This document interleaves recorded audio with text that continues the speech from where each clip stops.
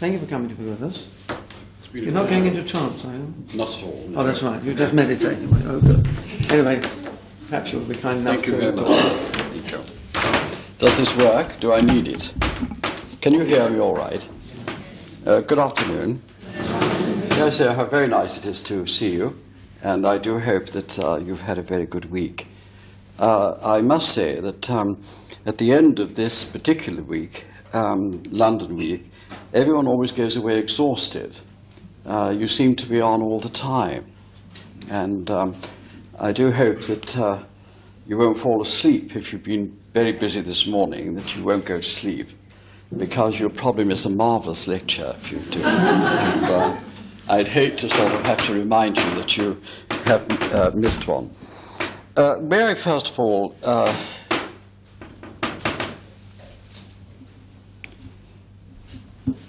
I thought it was a materialized form, actually, and I didn't come. May I first of all say that as far as the development which I believe you are doing this week, I do hope that I don't tread on people's corns in any way, from what I say. I do hope not. I haven't been to listen to the lectures that you've had.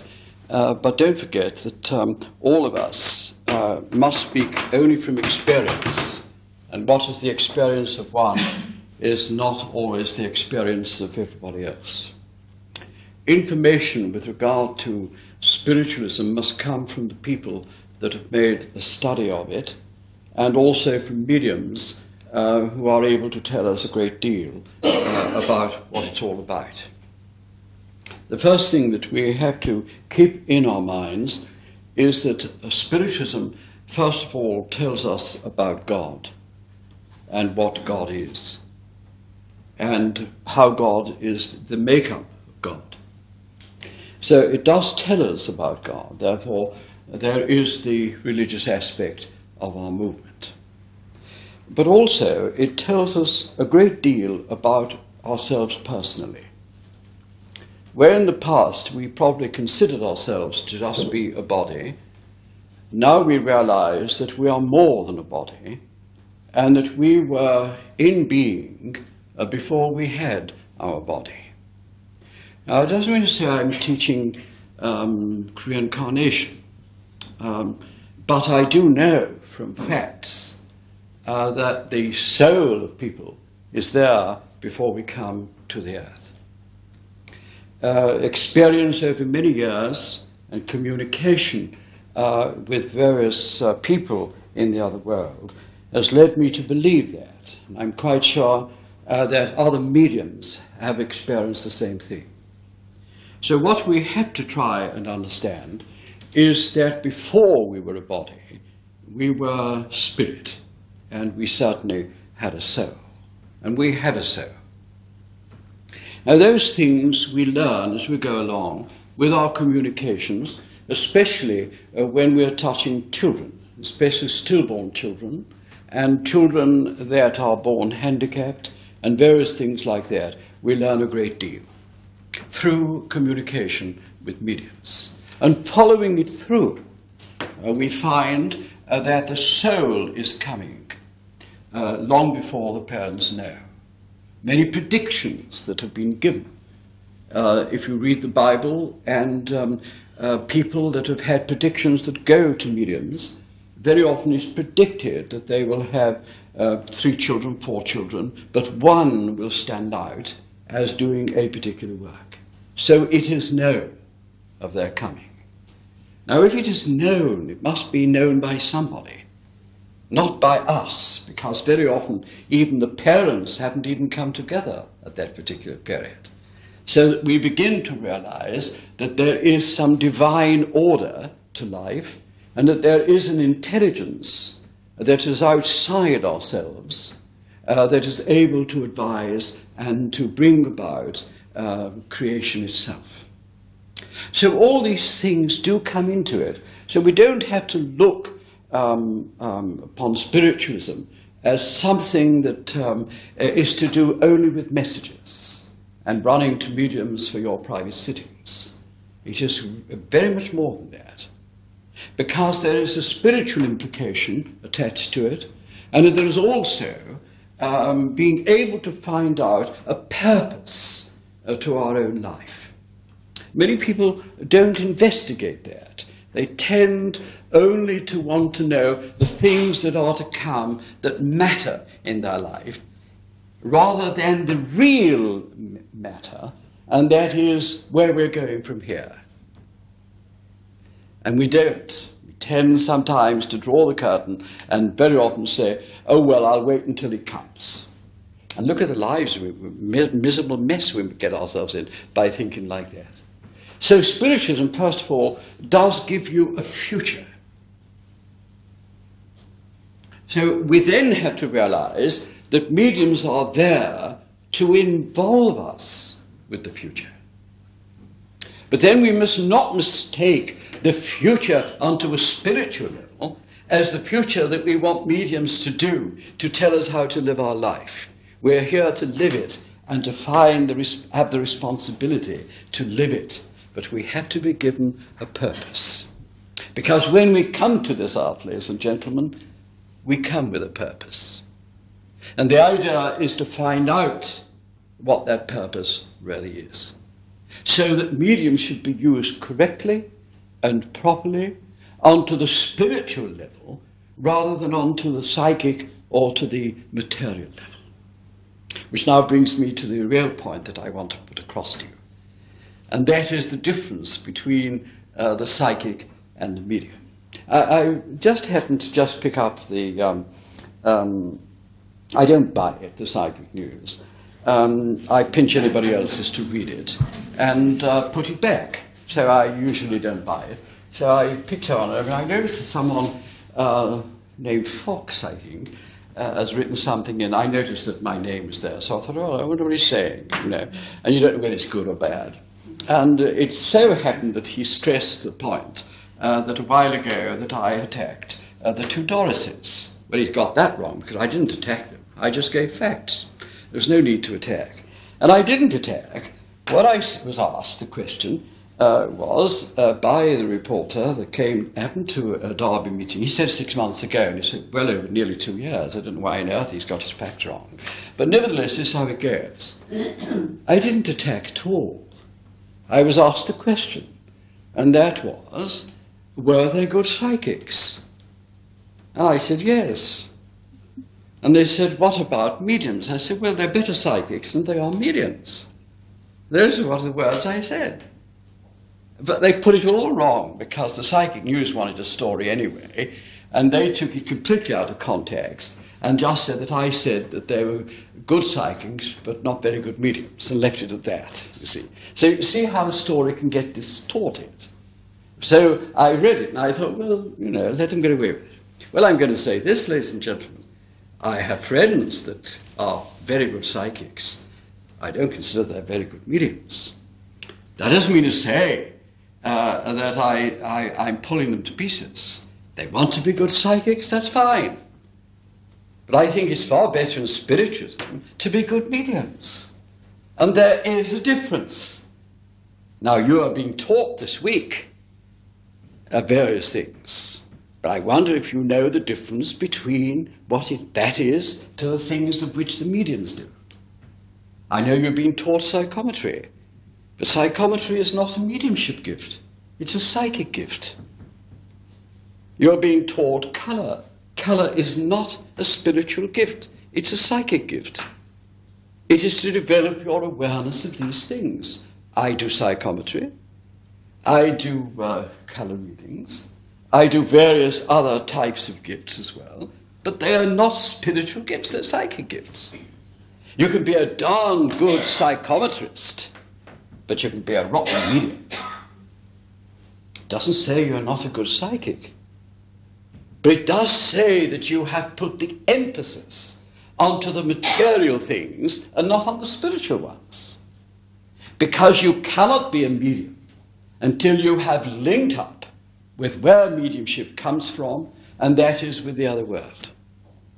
The whole basis of mediumship is to prove that you are a living soul, and that death is only the death of the body.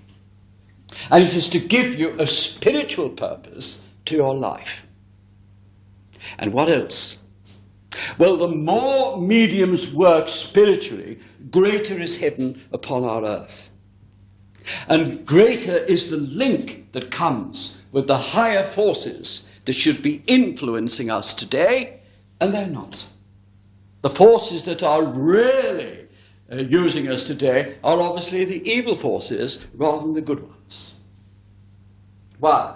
Well, ladies and gentlemen, you only have to look around. Every time you pick up a paper, there's a murder of some kind. That's not a spiritual thing. When we realize wars and torment and starvation, surely they are not spiritual things. They are things that are bringing out the worst in people because they have lost the whole point of life and God, and that is to link both the material and the spiritual together in a progressive thing.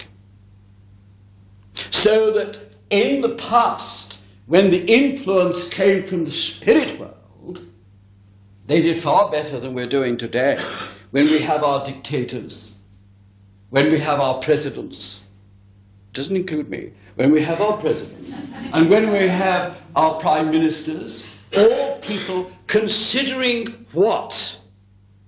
Well, we've just had an idea of where we've been asking for the apartheid to be done away with and to bring force to see it go to pass.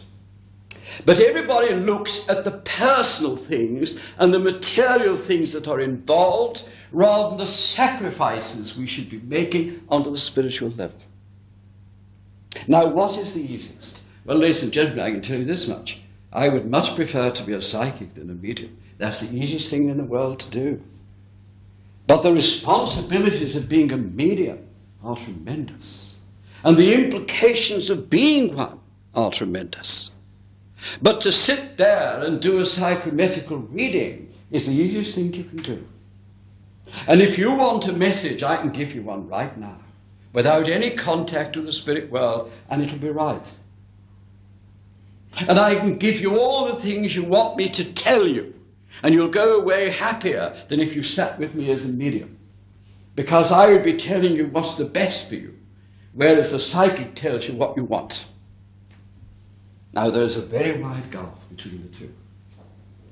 And what we find, ladies and gentlemen, is that we are confused in spiritualism because we tend to put it all together. So tarot readings, card readings, crystal gazing, all these things are under the same umbrella, instead of saying those are psychic and these are spiritual gifts. And of course we have to know how to use them. Of course we have to know the difference. Because we have to know when we're telling you what you're asking us to tell you, rather than what really we are seeing as far as your future life is concerned. Because, ladies and gentlemen, only a medium can tell you the future. A psychic can't. Because a psychic can't see it or be aware of it, because they can only tell you the limit of your life up to now. Whereas the medium can tell you what is unfolding before you. And there's the difference.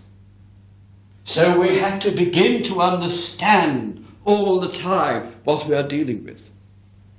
And when we go to development, the first thing you should be taught is to develop the power. And we don't. Anything that makes it easy. Instead of really putting, yes, we have to learn. I remember when I was very young, I was a marvelous medium. I really was. I thought I was marvelous. And people used to say I was. And I was, I suppose. But my mother didn't think so. She thought I was dreadful. And she used to say, where's your evidence? And I used to say, they said, yes. Oh, they'll say yes to you. You won't have to say your mother's with you, and even if she isn't your mother, they'll say, well, it's a mother figure. You know, isn't that how it goes on? Of course it does. But ladies and gentlemen, we have to learn When you begin, you are psychic. You're all psychic. There's not one of you that's not. And we can train you how to be psychometrists. We can train you how to do the tarot. We can train you how to use the this, that, and the other. But ladies and gentlemen, the first thing to remember being a medium is that you've got to learn the spiritual side of it, and you've got to learn how to use the powers of which you're going to develop in the correct order. So it's the spiritual side we should be concentrating on first, and the others will come up later. You have to know what you've received psychically, and we all do it. Of course we do. If you're going to be difficult with me, I'm going to give you a demonstration, I believe, tonight. And if you say no to me, I shall find the answer by tuning into you psychically and twisting it until I got it right. Simply because, ladies and gentlemen, many of you, a blank comes. And if I have a difficult meeting, I go all psychic. And I think, oh, all right.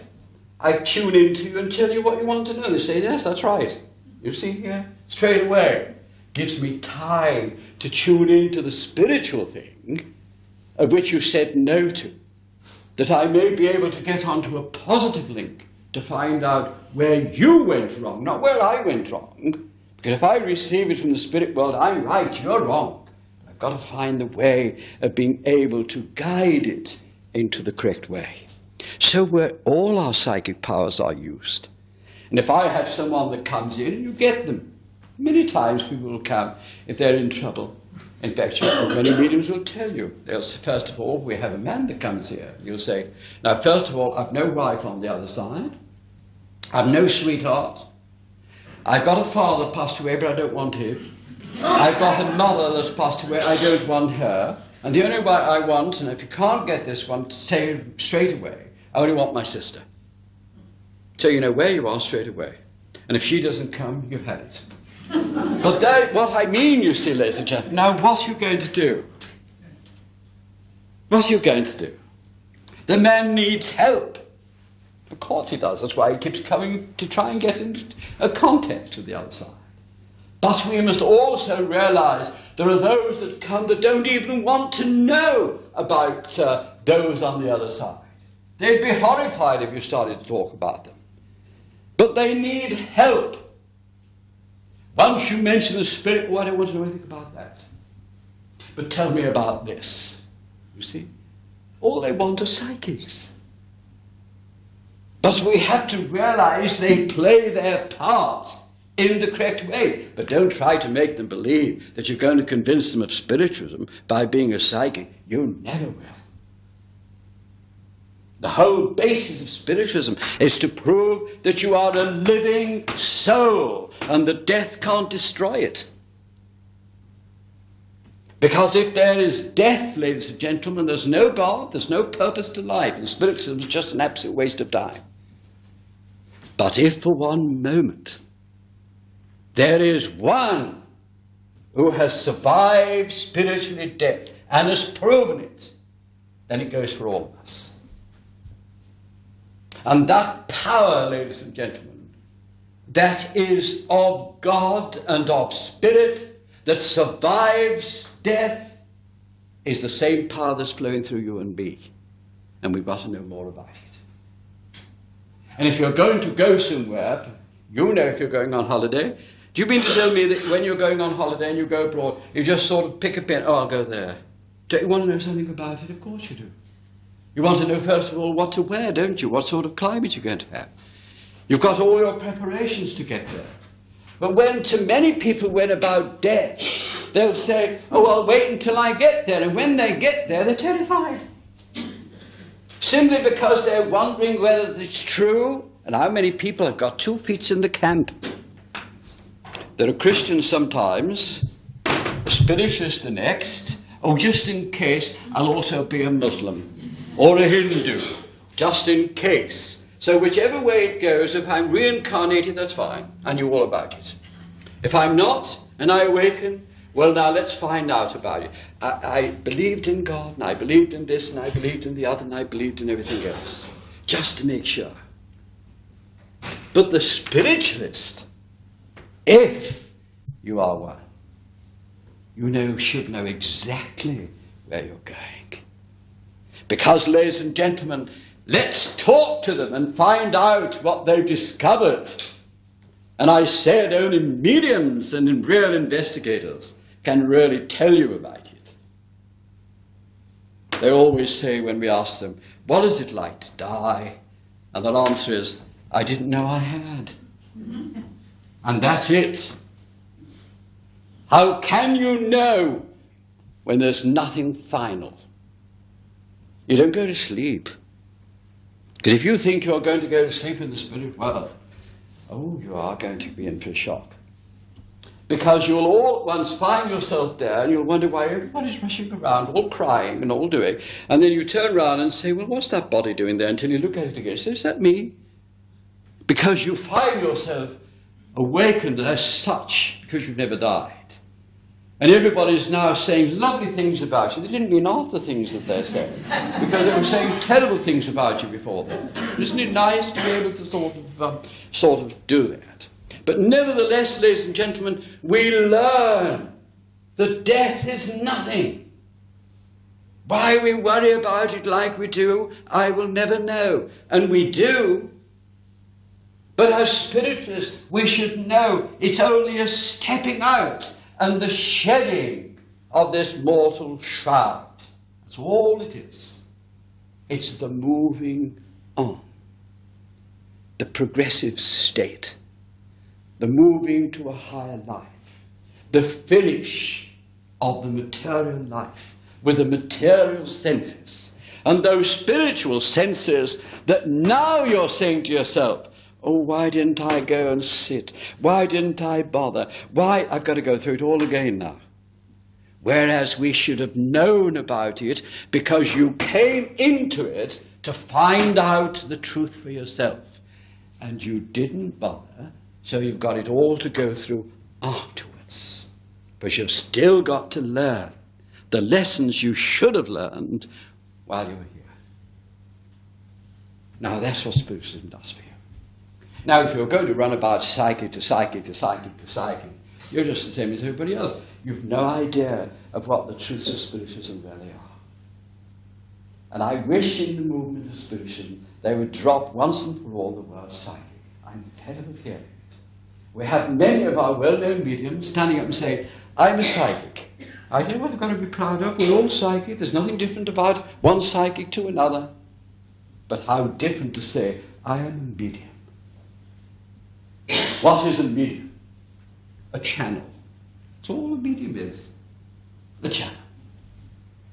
And we work to make that channel good so the powers flow through.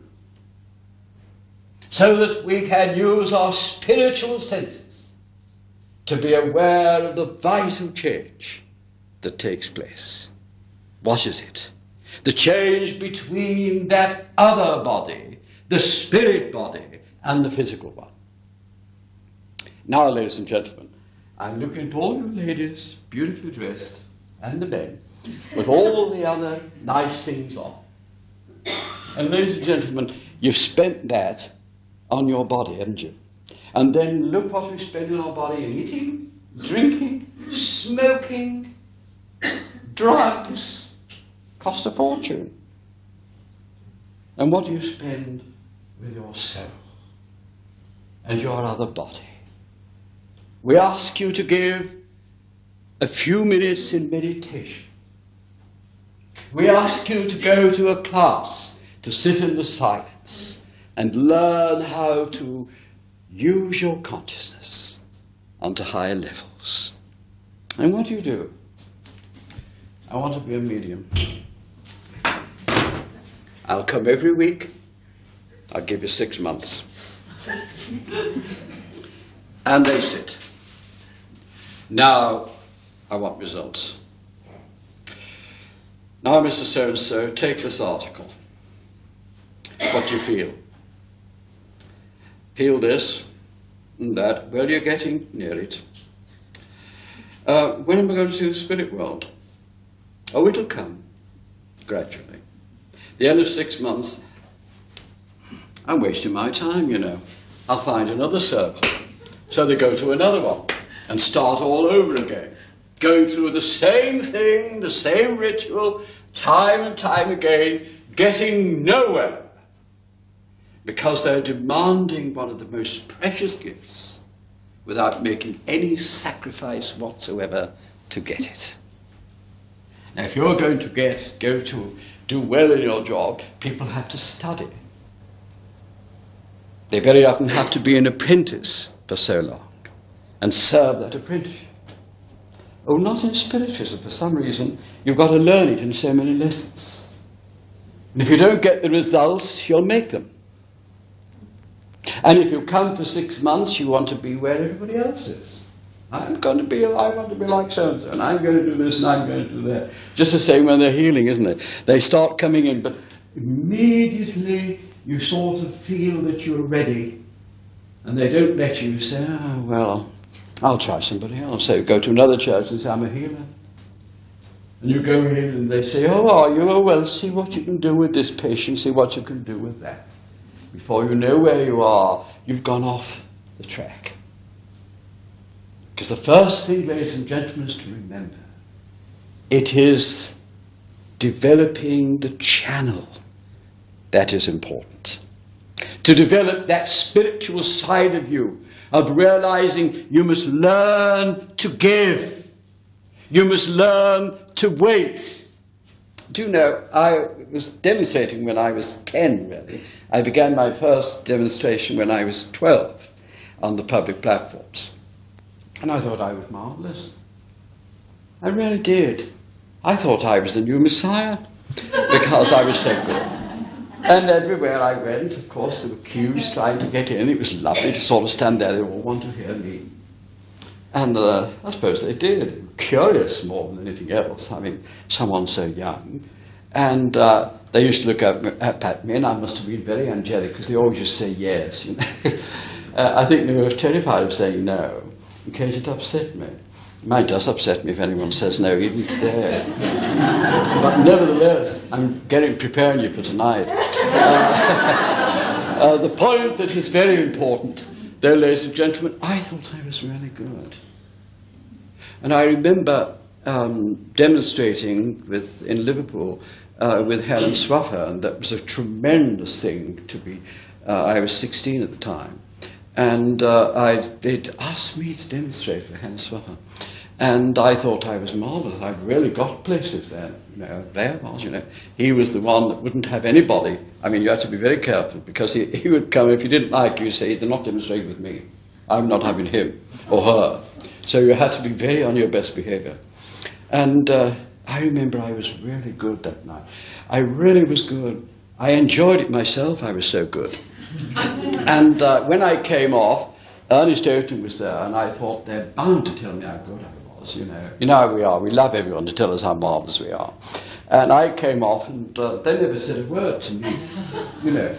And I thought, they're jealous, you know. You know how you are. You know, it's true, isn't it? You're immediately sort of very suspicious about things like that. And because I really had a wonderful reception. Mind you, when I look back, I really wasn't very good. But nevertheless, they didn't. And I remember everybody was sort of saying how marvellous Hannah Swaffer was, and Ernest Oaten. And he was a brilliant speaker. I mean, he honestly, it was marvellous to follow him.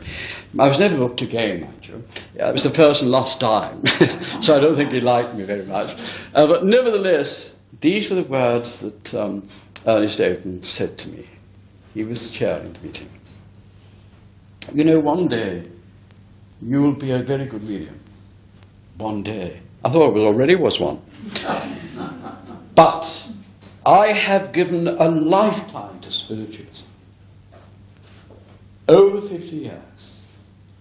And what I know now would only cover the head of the pig. Oh, ladies and gentlemen, I've never forgotten it. He was right, you know. If we think we can know it all in so short a time, there seems to be no purpose to me about life. And when we are mediums, we seem to think immediately we take the platform, And immediately we start to give us, and we begin to get big meetings and bigger meetings and bigger meetings. We think we've got there. And we haven't now. Because we are ever, ever, ever still developing. And we've never stopped. And the only time we stop is when we cease to exist on a physical level. And then we find when we get across there, they tell us there's a lot more work to do. So we've never stopped. So, it behoves us to understand that if you think you're going to learn it in 6 months, in 12 months, in 5 years, and in 10 years, please go out of Spiritualism. Because you're not ready for it. The only time is when you realize you want to get better and better and better. And you learn from everyone you take. You learn something else. And ladies and gentlemen, that's the whole basis of everything. Now, the closer we can become with the spirit world, until our consciousness and theirs are on the same level, and those who are working with us are there to help us, then, ladies and gentlemen, you find that there is a tremendous purpose in life. And you don't need anyone to tell you whether there's a God or not. You know there is. Because you can find it deep within yourself. What Spiritism says to you, don't look at everything outside. They're only shadows of the real thing. Look first deep within yourself, and there you'll find the real truth. Within you and within me is a great spark which is of God, and that never goes out. And death is but a change from one experience to the next, and to the next, and to the next, ever evolving, ever moving forward, ever developing stages of higher consciousness. And if you haven't found that or don't want it, Spiritism is no use to you. Find something else, because you're wasting your time. The real thing, ladies and gentlemen, is not just the message itself, but how important it is to live our life according to the laws of the Spirit. And if we have that power, it's that power that helps. You see, there is no God unless you create it. You do it. There's no form that you can go to, only to yourself. And if you want a prayer answered, you must prepare the way for the minds of the Spirit to work. And they will have to use other people, their hands, their voice, their loving, their giving, to answer it. Because God can't do it without you and me. Because God's only that power that brings things together. And if you have a look at your life properly, you'll find it. Some of you have heard the story, and I want to tell you about it. I had two people who came to me with a child that was handicapped in my own church. And he was going to die, this child. I knew that as a medium. I could not help them psychically, obviously, only as a medium. Then there are times when we wish we weren't a medium. I'd have loved not to have known. But always there, though I was helping, and I'm not a good healer, I don't profess to be. It is not of my work. The only time I say that there are other people better than me, and it's in healing. I mean that in the nicest way, but that is true. I will always take my hat off to other people. And as a healer, I'm not particularly good. But on diagnosing, I'm really one of the best. I know my job. I know it. And on that, I can do it. So I much prefer people come to me for a diagnosis rather than to come for healing, because I know I can do that better. So I always send them to other people in my own church. It's very rare I do healing. But this couple wanted me to do it. And so I said, well, all right, I will heal you. I'll do what I can. But you'd do far better if you had somebody else. And as I never work alone, I brought a young lady there that I knew was very good. And gradually, I just moved it across. It always went in. Because they said, if you only just touch it, that's all we want from you. It's a terrible responsibility. So I used to say, but you know, this healer's far better than me. Honestly, far better than me. But I could see the child was going to pass. And she'd already lost 3 children, so you can well imagine. It's a terrible tragedy. And they were only young, and such a delightful couple. Well, they used to say, oh, his mum is doing so well, oh, it's a miracle. And I used to say, oh, how can I tell them they're going to lose this child? Oh, God, please show a way. Well, they had to go into hospital. And the nurse that was going to give him his injections gave him the wrong one, and he died. Now, the point was, ladies and gentlemen, I wonder who was responsible for it, the nurse or did God, in a very mysterious way, get us to do that. You see, she prayed and saw results, and to her, she had faith. Was that faith to be tested? Or was it in some way God was going to work in a mysterious way, so as not to take away, because there's still something else to do with this story you had to learn. And I come to believe that God moves very mysteriously and knows exactly the right thing, that really for the right time is right for us. So I took the service, and it's a terrible thing to take a child's service. And I always insist in my own church, and I know a lot of you people don't believe it, I believe in memorial services. So if you belong to my church, you have to have one whether you want it or not, because I insist on it. And so I always insist they have memorial service, because this is the time, ladies and gentlemen, when we are in grief, and when we are in this grief, and that we are speaking about the person. Now is the time to speak about them as surviving. That's what the memorial service is for. It's to bring home to us that they are not dead, but walking by our side, and letting them witness the drawing aside of the veil, so that they begin to realize there is this wonderful opportunity for them now to show themselves to us, so that we are aware of their presence. Well, I looked at this lovely mother, and I could see that she was pregnant. You know, mediums get it in a funny way. And I thought, oh, I do hope she isn't pregnant. But I'm sure she is. And I thought, oh God, what on earth are you doing? So I went down and shook hands with her, and as I took her hand like that, I said, are you going to the doctor's, darling? So she said, oh, Mr. Higginson, do you think it's what I think it is? And so I said, well, I go to the doctor, you know, I can only tell you what I've seen or what I feel. So I said, but for heaven's sake, let me know.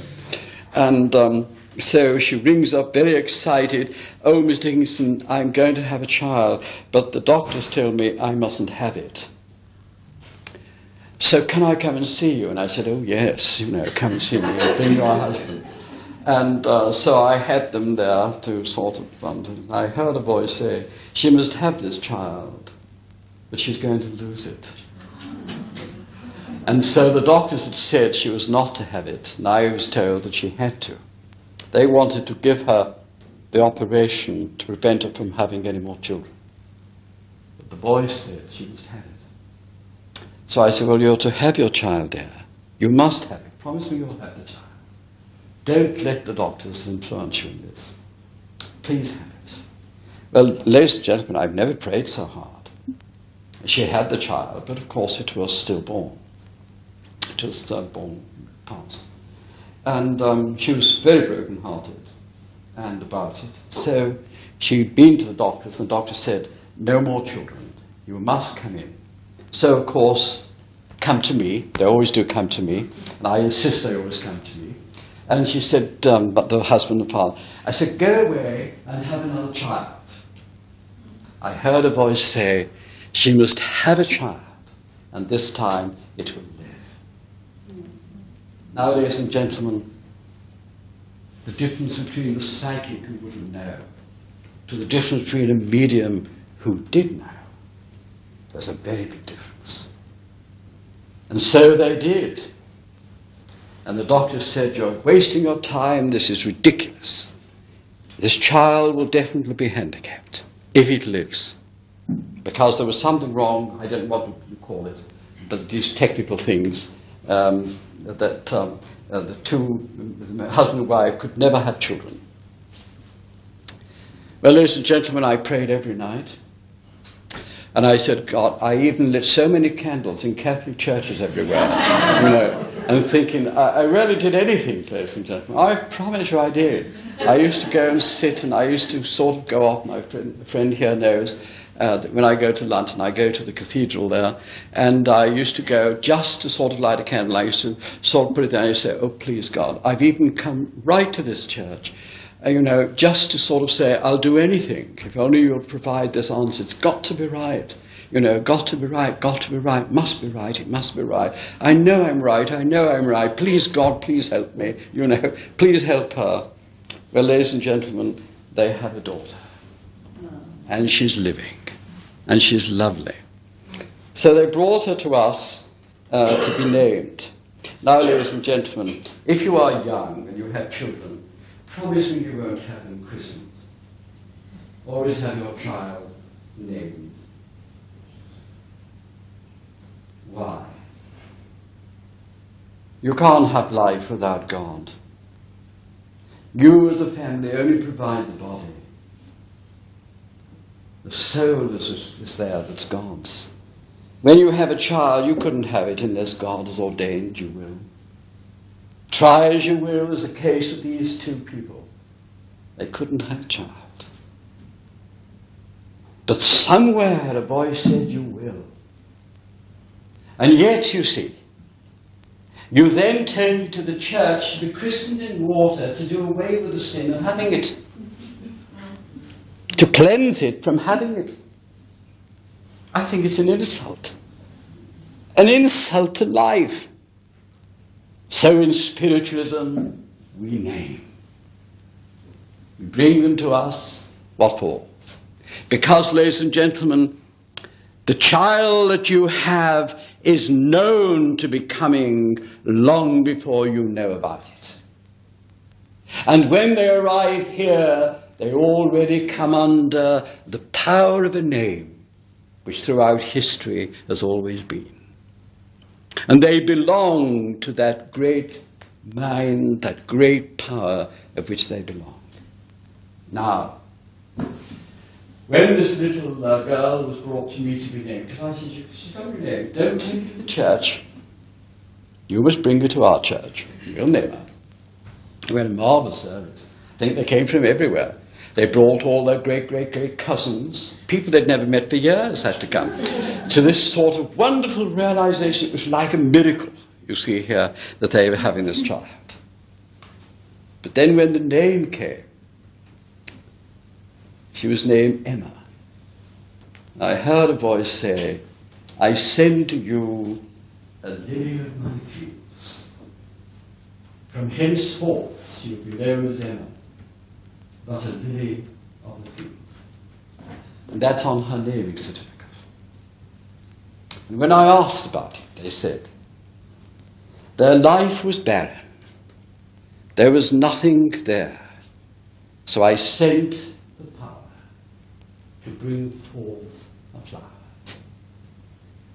So when everything else failed, ladies and gentlemen, and all the doctors, all the specialists said, no,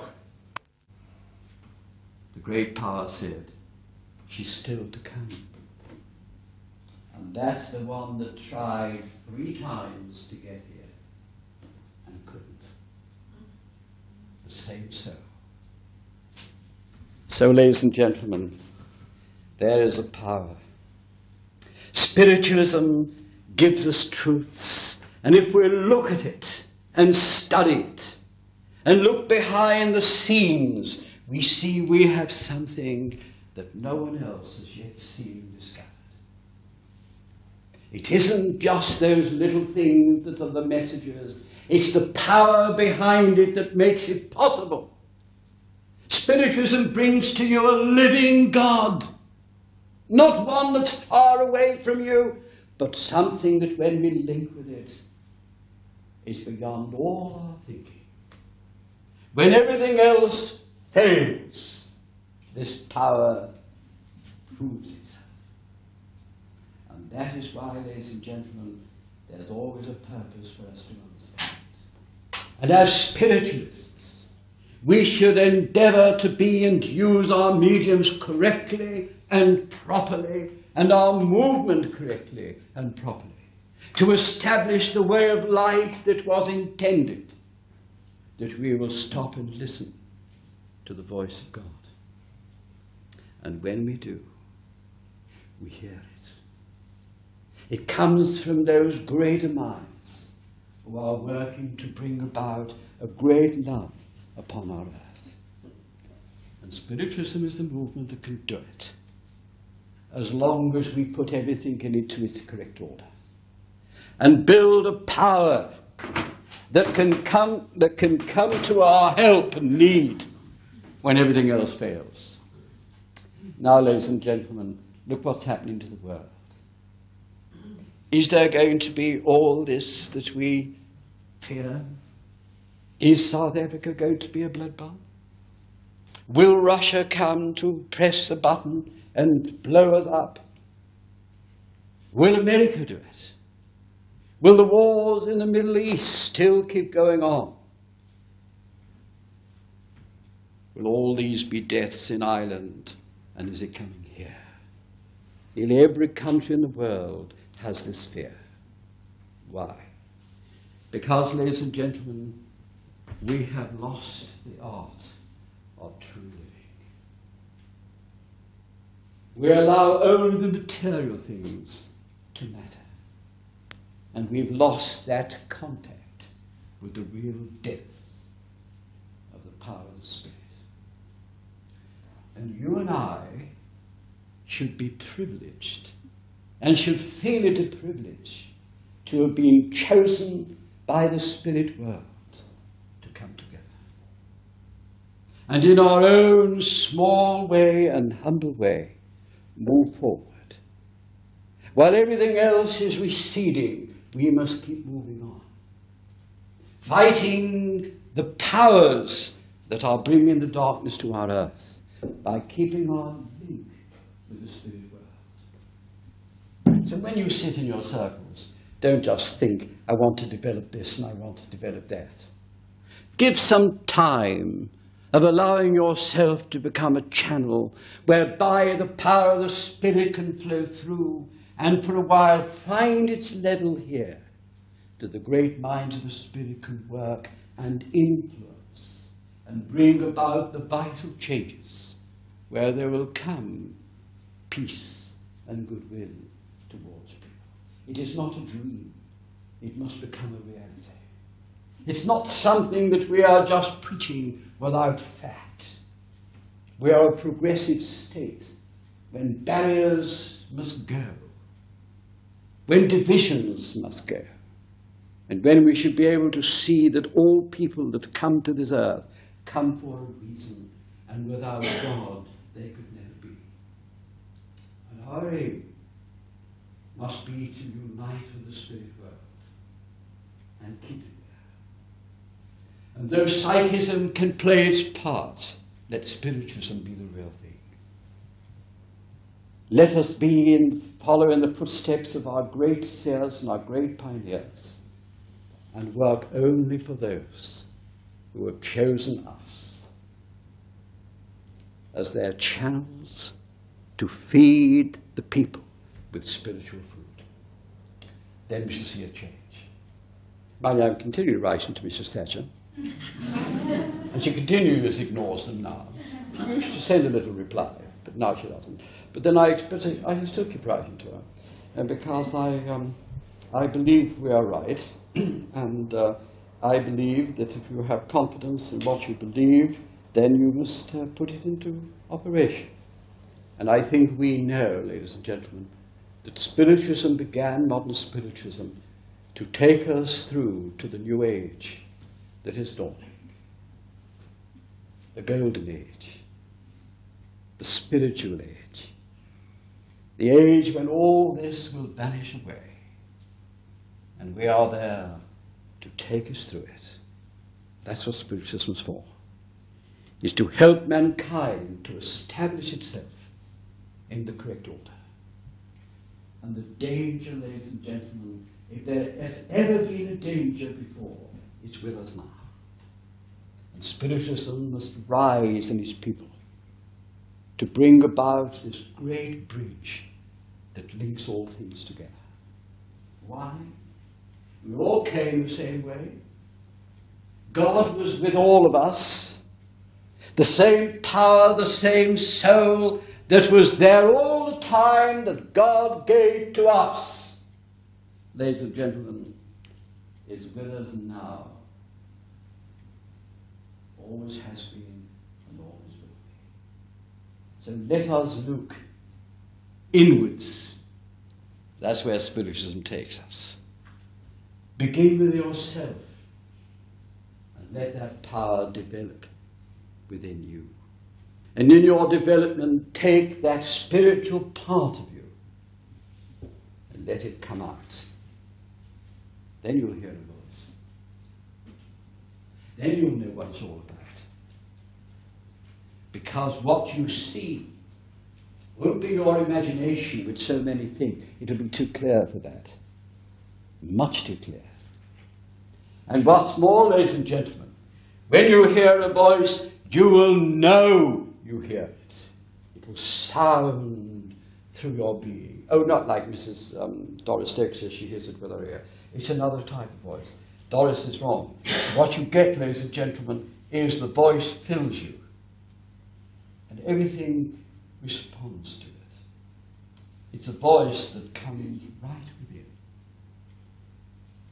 It's a spiritual one. It's only when your spiritual senses are in tune with it that you get it. Nothing to do with your ears. You can't hear the spirit world through your ears. It sounds. You can't see the spirit world with your eyes, can you? Of course you can't. It's another vision altogether.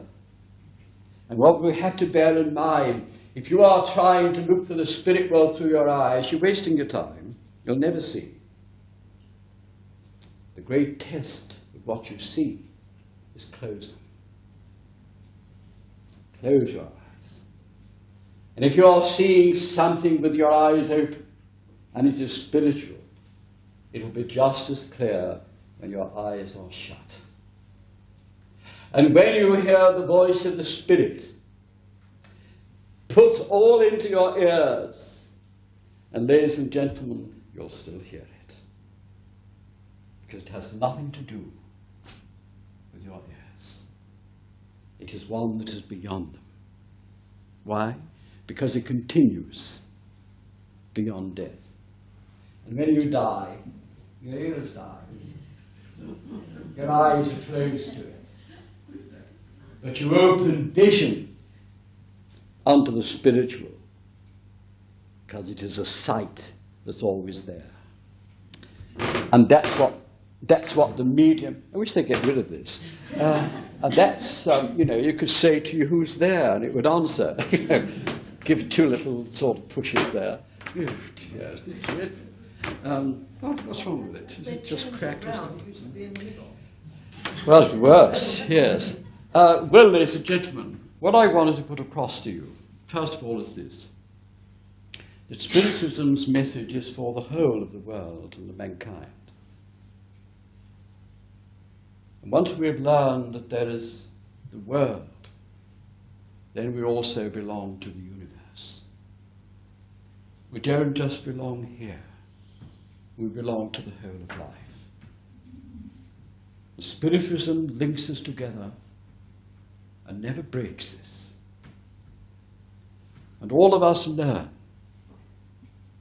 that without God, we would not be here. And who is God? God is Spirit. That's it. So therefore, when we talk of Spirit, we're talking of this great power. And without that great power, you wouldn't be here. It's always said by the great philosophers that if God, the Spirit, withdrew all the power of the Spirit, the whole of this would go into nothing. There'd be nothing left. For it is that power and that power alone that brings the whole into life. So you should be indeed grateful.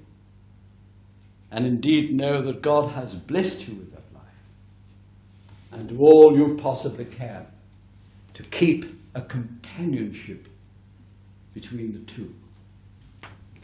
So when next you sit in your class, learn two things. Your mind is important because you have a mind divided into what I call the supermind, many call the subconscious mind. I prefer to call it the supermind. And the lower mind, which is to do there with your consciousness itself. So that your consciousness, ladies and gentlemen, which has to do with your mind, and the vehicle that is used for that is your brain, so that you have feeling and sense of feeling.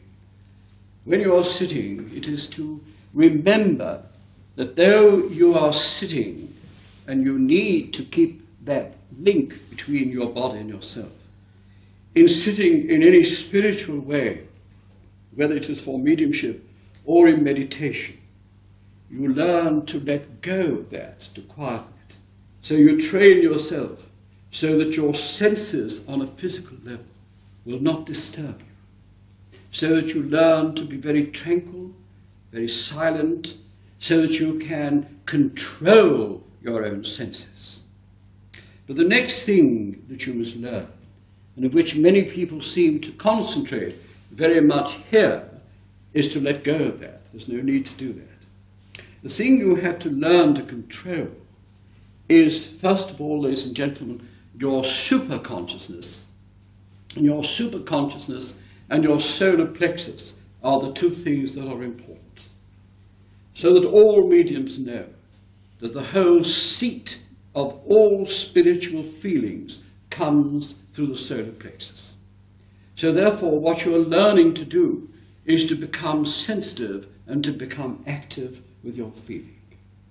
And your feelings, ladies and gentlemen, that you feel here will just trigger through your subconscious mind and bring to you great realities. So we learn that the brain is that which is used by the conscious mind onto the things of which are now, and that the super mind, which people have called the subconscious mind, is used through the solar plexus so that you can get this feeling onto all the things of which you take. In other words, it's action. So therefore, you close down your thoughts and feelings onto the conscious state, and you open up onto the unconscious state, or onto the super, where the action will come. So it is to learn how to get your feelings right, and move away from the earthly things onto the other things, and it becomes very active. People do not do that. They tend to concentrate here, and they never learn how to get the real feeling in the presence of the Spirit. If you are learning spiritualism and you are learning mediumship, always remember it is to build. It is to be aware of the presence, so that you begin to feel that love. That's where it comes. So you have to learn, when you're sitting, to have that feeling, that awareness, so that you can build it. And as you build it, so instead of talking about them, you're so close with it, it's pouring through you. It becomes a very different thing. See, if your mother's there, then for heaven's sake, let your mother come. Don't say, was your mother this? Is your mother that? Does your mother do this? Was your mother this? You're talking about something that was rather than is. Your mother is here. The medium should feel it. Many of you say, I don't feel the presence. Then your development is in the incorrect order. You should feel it first and get the contact with it afterwards. Because you must get it related. You don't talk of something as though it's been. You talk of something that it is. And you must learn how to open up correctly so you sense it, feel it, are aware of it. And when you do, then your sitting, ladies and gentlemen, will mean more to you than anything else. I'll tell you why. I always remember when I used to have to sit. I used to have to sit 3 times a week in circles. And I do know, weeks couldn't come quick enough for me. I used to love it. And ladies and gentlemen, to feel one presence and know it is better than 12 months sitting and not being very sure. That one, you will never forget it. And that goes on each week or should.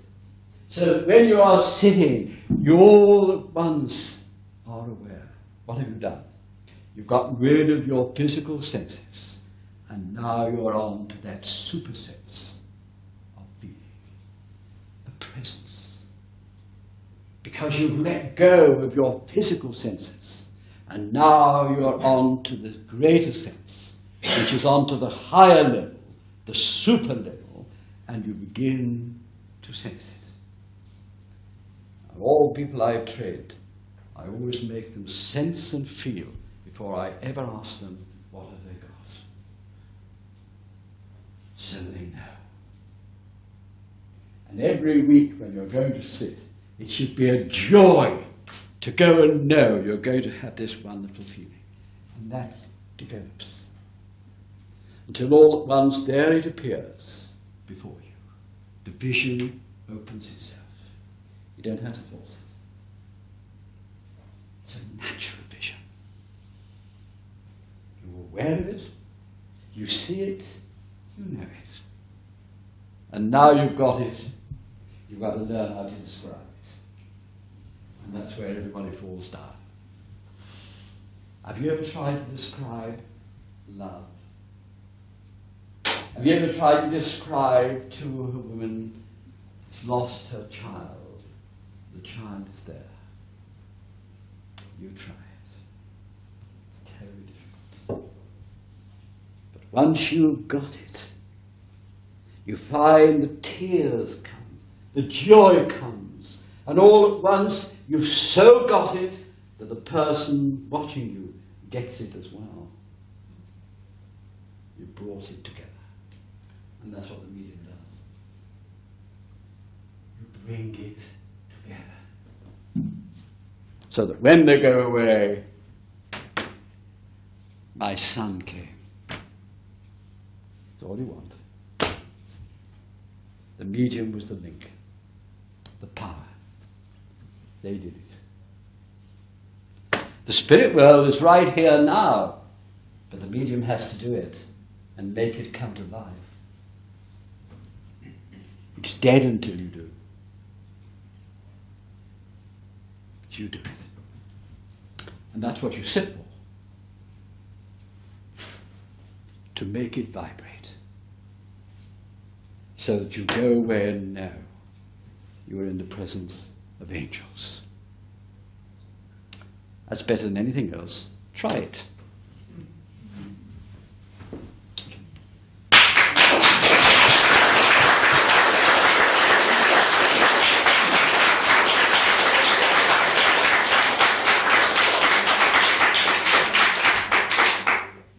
Well, that's how it's done in one easy hour.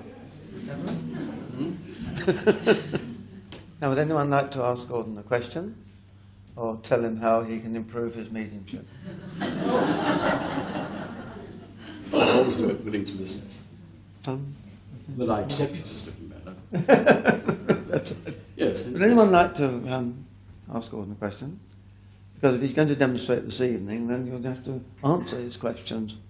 Oh, there's one, Cohen. Yes, that's right. Harry first of all, then. Harry? The Cohens are back in the country again. Yes. One of the points that you made was this about psychics and how they are sometimes linked. Now, don't you find sometimes that the media, and perhaps unconsciously ourselves, cause spiritualism to be guilty by association? Because they purposely link us with all sorts of other movements, sometimes movements that we don't ourselves approve of. So that people say, if they are with them, then I'm against them, so I must be against spiritualism. Mm. Yes, I think that is something that does happen. I'm not quite clear, what movements are you referring to mostly?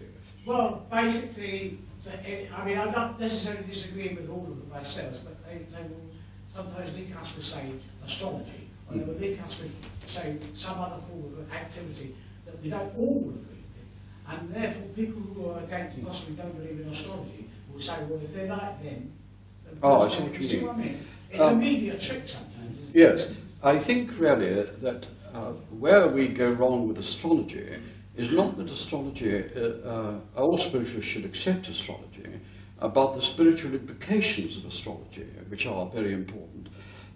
We tend to look upon astrology as fortune-telling, which isn't. That has nothing to do with astrology at all. Astrology, in actual fact, is to do with life, and we are involved in it, very much so, for the simple reason that if you are to be born at a certain time, which we know we are, what happens at that particular period, you have to be born at that particular period to provide the particular body which your parents give, and also the particular sort of signs that come from the particular planets. But you see, the point with all this, when you study it, is that every person's life, even people that are born within probably seconds of each other like twins, yet their whole lives are completely different. They have certain implications. I think it's when we probably talk more of astrology than we talk about spiritualism. I believe various things about astrology which I've accepted over many years. But it is what I call the spiritual side of it. I can see your point that in various movements, such as reincarnation movements, for example, that we can confuse people by preaching first of all spiritualism, then reincarnation, without really thinking that we are causing people to have doubts and also to be confused in their thinking. Therefore, we should leave alone what we can't prove and only talk of the things we can, so that it links up with the sort of basis of the movement and the foundation of the movement, so we don't rock it. Yes, I think that we can cause a great deal of problems, and therefore I think that what we should be doing as a movement is studying other movements and to see what we can accept and what we can't, and therefore make it clear where we stand, which we haven't done. We tend to draw a line and say that is it, or we tend to let people creep in. I mean, I must say that I'm a bit perturbed when we get people, and you see, many people who believe in reincarnation seem to always have, you know, the most famous people in history. Yes, and it seems to me that the life they're living now is worse by far than the life that they lived before. And it seems to be a retrograde step rather than a progressive step, so I can't accept that. And then, of course, when people do wrong today, it's always their karma. They seem to push everything onto poor old karma. And I think we've got terribly confused because we allow people with very little knowledge, to actually, it's like trance, isn't it? Today, I mean, people say about obsession and possession. In fact, we have people who come to us as mediums, and they've committed terrible wrong. I mean, they think nothing of rape today, and then they say, well, it wasn't me, I've just got this evil spirit with me. And so the poor spirit world is getting blamed for everything. And many people use it always incorrectly, and it's just because we don't go sufficiently in it ourselves. And I think that that is really where we fail as a movement, because we never come back and put up a case, because our case hasn't been strong enough to really be put forward. We've been inclined to limit spiritualism to what it is, rather than be able to make a stand and look at these things and say, well, in part, or various things, but a lot of things are taken out of context anyway. And that's to make a study. I think we should have a group of people that will make a study of all these things and give us all their findings after a great deal of study. And until we've got that, I don't think we're going to get very much right. So I do agree with you. It's like tarot reading, isn't it? You see, although there are some very good tarot readers, it doesn't prove spiritualism. It's an ancient thing. I saw a while ago some people using, in fact, where I was in Germany when I was having treatment, and one of the young ladies there was Chinese, and I met her, and she used the cards, and she also used you picked something out of a bag, and I forget what they call them, and she would give what was it? Stones, yes. Rune, that's it, yes. And she seemed to be quite good, but when she was very, very good, she sort of sometimes was very, very bad as well. I mean, they were right sometimes if the person seemed to fit, but when it was really wrong, it was right out, you know. There was no question of it being a sort of a steady correctness. There seemed to be a lot of things that were quite right. And yet it was a very ancient thing that had been done thousands of years in China. And so I think we have to be very careful how we use them. But I think we should be able to know sufficient about it to say something about it. And I can't say anything about it because I don't know anything about it. I'm just amazed sometimes when it comes right. I wonder how they got right. But nevertheless, but I do agree with you. I think we do tend, and it's the same, of course, with the Sai Baba movement. Some of the things that go there can be right, but a lot of things can be very wrong. It's a question of what we believe.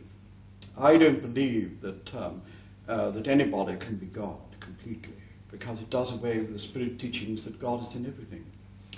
Yet there are those that believe that he is that. And I think there is something wrong, really, in a teaching if you come to accept that. I'd like to feel that I'd been Moses, but I'm not good enough, because I like Moses. And I'm very fond of St. Francis of Assisi, two of my favourites. And I'd like to feel that I was reincarnated, but you can't have that if someone sees from the spirit world. I mean, how can you have me be it, or anybody else be it, and yet they're still in the spirit world, coming back, you know? Confusion, but there's a lot of it. We're going to do something straightforward then, shall we? What's your question? Your question won't be confusing, will it? Yeah, No, that's all right. If we are invited into a circle, and you are aware that there are disharmonies existing between members on a normal, natural, human level, should we rise above it and become masters of our own destiny and enter that circle, even if, well, no, that's the wrong way around.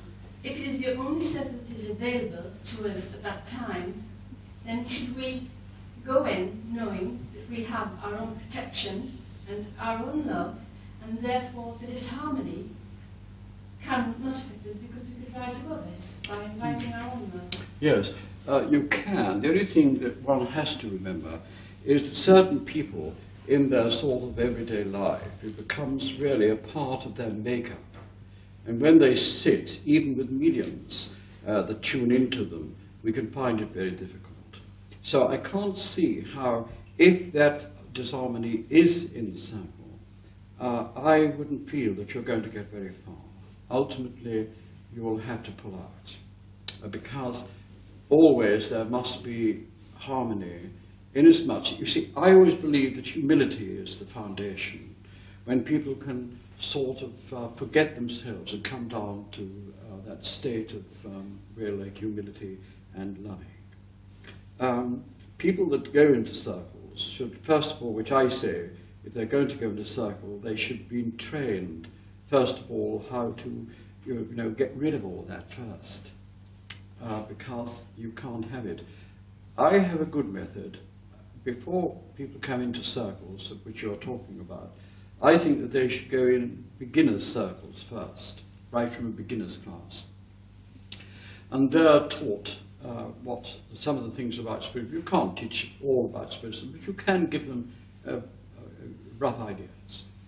Then I think people should be taught how to sit in meditation, quiet for a while, in other words, a passive circle.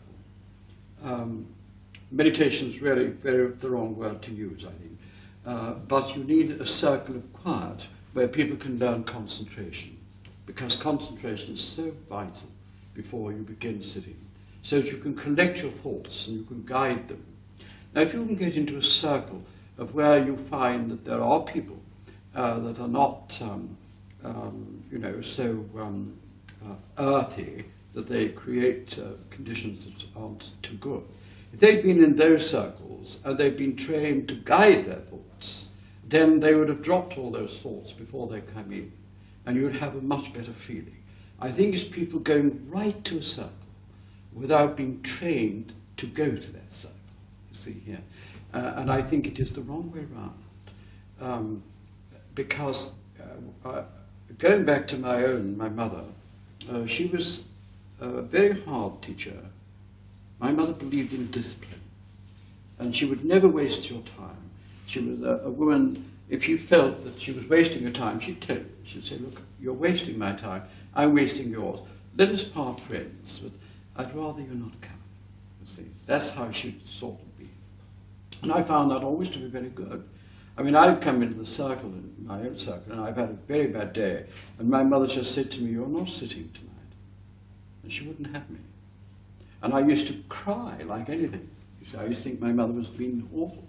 And it wasn't until years later I realized that she was correct. If you come to a class to be taught spiritual things, then let us get those spiritual things right first.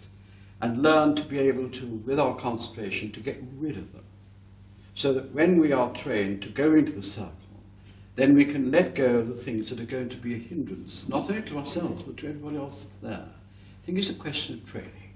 I think it's a question of people taking their time, so that we really do get it right. Well, my mother used to get it, just before you have to rush off, my mother used to make us, my mother would never come to the circle until right on time. She would never come anywhere near to us until it was the time to sit. But we had to be there half an hour before we were to sit. So when we sat at 7:30, we had to be there by 7 o'clock. And we would chatter. She used to say to you, now be friendly. So we used to all sit. And we all used to bring sweets. And we used to all pass our sweets around. And by the time we got a bag of all sorts, you know. So we had one of everybody else, pass them round. And it was rather strange. We all seemed to choose different ones. And we were very, very friendly. My mother always believed that friendship and feeling was vital to sitting. So she always insisted for half an hour we got to know each other. And we got friendly and happy. She used to like us to laugh, She used to love us to laugh and joke and really have fun. But at 25 past, we had to be in our seats. And by that time, there had to be absolute quiet. So that when she came in at 7:30, her seat was waiting and we were already there. And ladies and gentlemen, it absolutely went absolutely marvelous. It was something we looked forward to every week. And we were never late because we wanted to have a chat about this and a chat about that and do this and do that. And we were all so friendly that it really was a vital sort of moment. And that half an hour was equally as important to the hour that followed. And we had to finish right on time. So there it was. See, never more than an hour. As soon as the hour was over, it was over. cup of tea